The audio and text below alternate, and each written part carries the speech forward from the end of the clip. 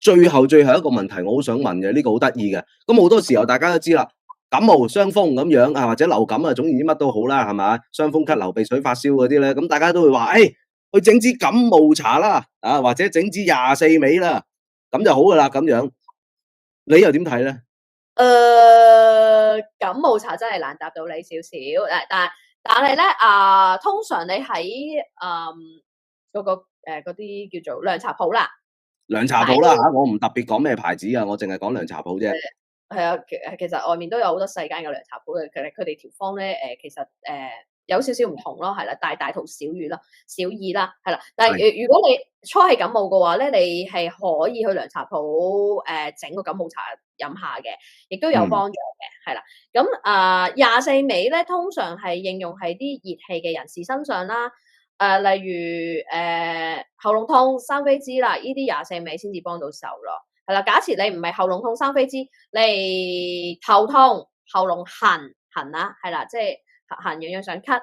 鉗係白色嘅，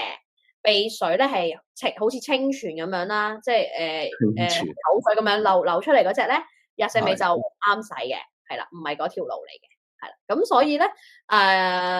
喉嚨痛啦。甚至生痱滋啦，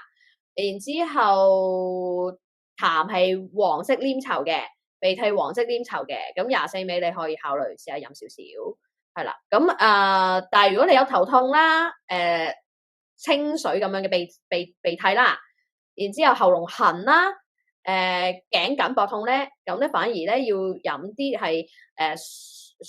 疏風散寒嘅一啲東西啦，係啦，例如葛根湯啦，係啦，即係我哋而家感冒即係前面個 PowerPoint 嘅第二個啦，係啦，咁葛根湯咧佢可以幫助到發汗解表、